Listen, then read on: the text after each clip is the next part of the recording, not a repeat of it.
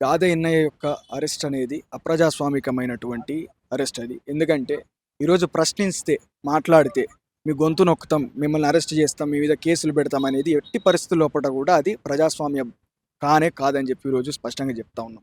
ఎందుకంటే ఒకవేళ ఆధారాలుంటే ఖచ్చితంగా ప్రజలకు కూడా చూపించాల్సినటువంటి అవసరం ఉంది. ఎందుకంటే ఆయన ప్రజా ఉద్యమకారుడు. ఆయన ఒక్క సింగిల్ ఇండివిజువల్ పర్సన్ కాదు.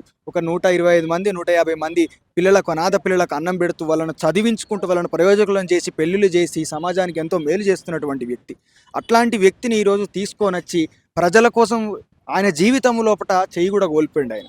ఆయన బయటికి వచ్చిండు మావోయిస్టు సిద్ధాంతాల నుండి, ఆయన పార్టీ నుండి బయటకు వచ్చిండు. ఇక్కడికి వచ్చి ప్రజాక్షేత్రం లోపట ప్రభుత్వాలను ప్రశ్నిస్తున్నాడు.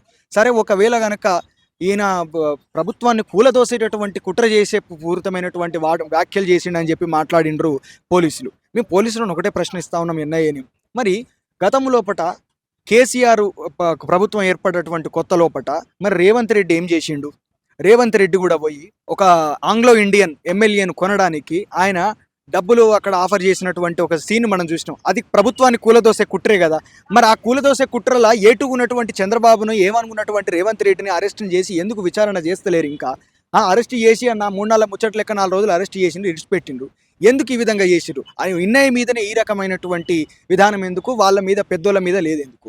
అంటే ఇక్కడ ఏంది? బలం చేతులుంటే మీకు ఇష్టం వచ్చినట్టు ఏదైనా చేయొచ్చునా అని చెప్పి ఈరోజు ప్రభుత్వాన్ని ప్రశ్నిస్తూ ఉన్నాం. పోలీసులను పావు లెక్క వాడుకొని, ఏజెన్సీలను వాడుకొని ఈరోజు ఇష్టం వచ్చినట్టు ప్రజల మీదకి దండయాత్ర చేయడం అనేది ప్రజాస్వామ్యం కాదు. ప్రజాస్వామ్యం అని చెప్పి రఘునందన్ రావు మాట్లాడుతూ ఉన్నాడు. రఘునందన్ రావు, నీకు నిజంగా ఏమన్నా పద్ధతి గనక ఉంటే, నువ్వు నిజంగా ప్రజాస్వామ్యాన్ని నమ్మితే, నువ్వు నమ్ముకున్న సిద్ధాంతం మీద నీకు కనీసమైనటువంటి బాధ్యత గనక ఉంటే, ఈరోజు పోలీసుల సాగు గురించి వల్లమాలిన ఏడుపులు ఎడతాను.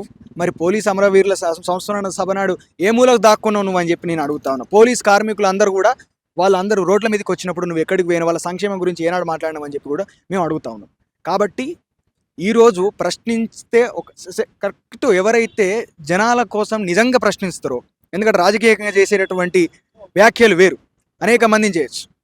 ఈ రకంగా ఉన్నటువంటి పరిస్థితుల లోపల ఖచ్చితంగా ఇన్నయ్య యొక్క అక్రమ అరెస్టు మేము ఖండిస్తూ ఉన్నాం. అదేవిధంగా నక్సలైట్లను కూడా జనజీవన స్రవంతిలోకి ఆహ్వానిస్తూ ఉన్నాం. ప్రజాస్వామ్యబద్ధంగా మనందరం కూడా కలిసి, ప్రజాస్వామిక శక్తులు అందరం కూడా కలిసి ఈరోజు మనం ప్రభుత్వాల మీద పోరాటం చేద్దాం, మన హక్కులను కూడా మనం సాధించుకుందామని చెప్పి ఈరోజు నేను తెలియజేస్తూ, మీరు నొక్కినంత మాత్రాన కసాయి మూకలు వేలు నరికినా కారే నెత్తురు చముకు మీటెను, ఆడే కాళ్లకు సంకెళ్ళేస్తే కాలి గజ్జలే కవాతు చేసే, పెన్నుల మీద మన్ను గప్పితే గన్నులయ్యి మొలకెత్తుతాయిరా అన్నాడు గద్దరన్న.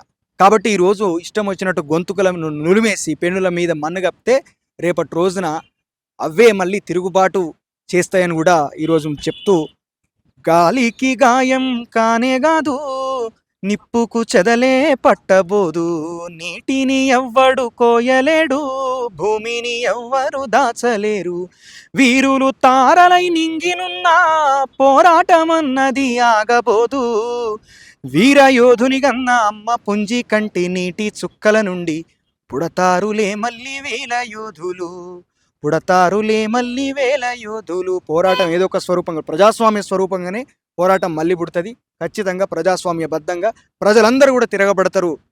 ఖచ్చితంగా ప్రజాప్రభుత్వాన్ని, ప్రజాస్వామిక ప్రభుత్వాన్ని మళ్ళీ దేశం లోపల సంపాదించుకుంటారని చెప్పి సందర్భంగా తెలియజేసుకుంటాం. Thank you.